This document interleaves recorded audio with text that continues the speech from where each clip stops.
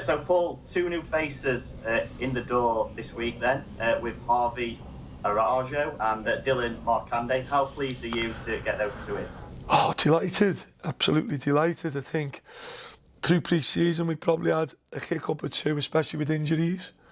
You know, where it's probably not imbalanced the squad, but it has imbalanced the squad a little bit. Again, with players and personnel coming in, a slight tinkering in our shape now and again, where we're going to flitter in and out of a couple of shapes. To get personnel in with the qualities that both lads bring to the club, we're just delighted, absolutely delighted, I've got to say. Yeah, what will they bring then? Oh, listen, everyone knows left-footed centre-halves. I love them, don't I? I love balancing your team. I love athleticism.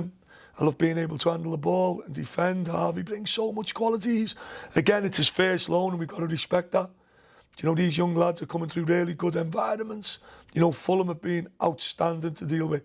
Absolutely outstanding. From minute one, it was all about the players' development, but with Harvey and Dev. So he'll bring a lovely calmness to the team. He's got a lovely left foot, very good athletically, well balanced, and wants to improve. And, you know, our job's hopefully to send him back to Fulham one day with that experience and hopefully make him a little bit, probably a better player, better person, better anything we can do to help the situation for Fulham. Obviously in Dylan, I feel we get, you know, an exciting player in the building. You know, I love flair players. I think everyone knows me and my flair players. And I do think as the season goes on, you know, for managers, your squad depth is so important. We've obviously lost Liam Mandeville latterly, you know, so that's hurt us a little bit, but we'll have Liam back soon. We're obviously adding Dylan to Michael Jacobs and Amanda Dobra in them positions. So we're delighted. I think his CV is there for all to see. I think probably a little bit of frustration might have grown with himself, maybe towards Blackburn, possibly, where, you know, young lads want to play. You know, and obviously we've seen Championship clubs now and Premier League clubs and the levels these clubs are at. And everything's levels. Everything about football today is levels.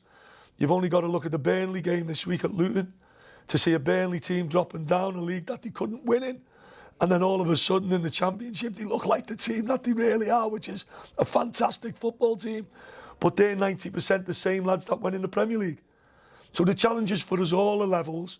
You know, for us, Dylan's come from the Championship where he's had good experience, good games.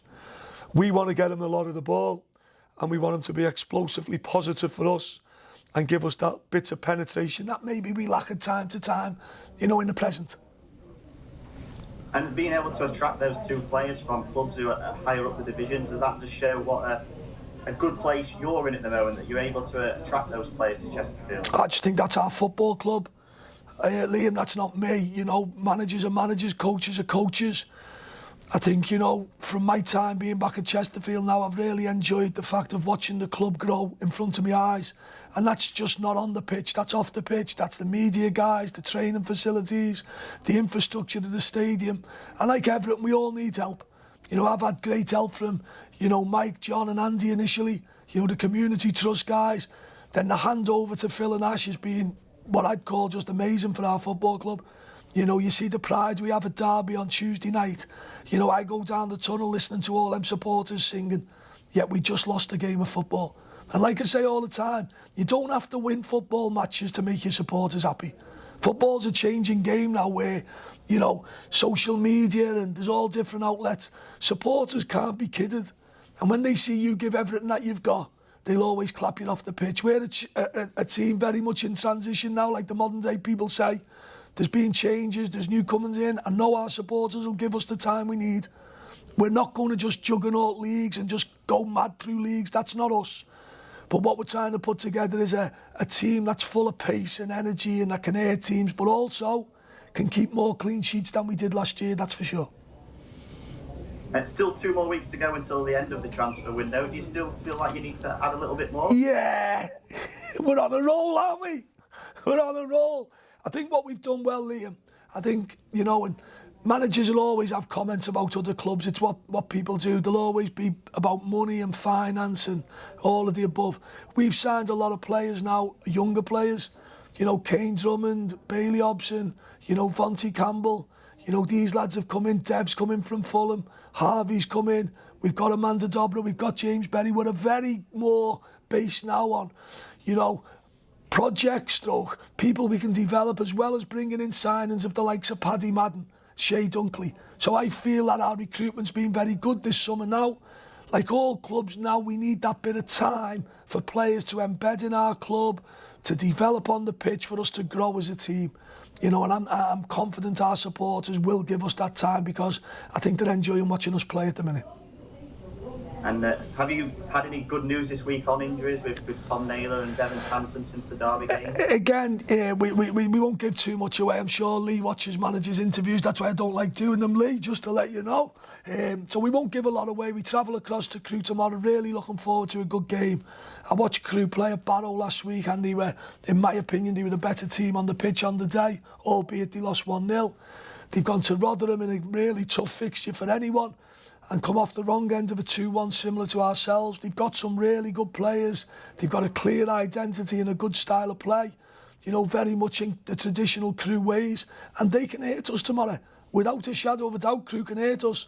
But we feel at the opposite end of the pitch, our job is to do our best to hurt them. So I'm sure that supporters are in for a really good game of football tomorrow. Yeah, they got to the playoff final, of course, last season. So, yeah, it'd be a good test for both sides. Right? I think they've done amazingly well as a club. I think it's Lee's first job.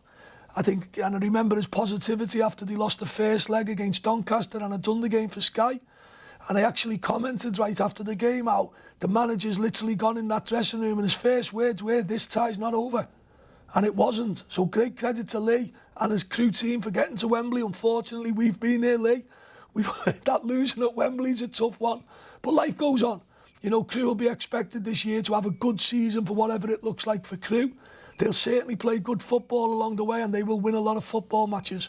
For us now, it's just a question of getting players in our building, integrating into our systems, clearing our injury list up, and hopefully being a force in this division that could see us be successful, whatever success looks like.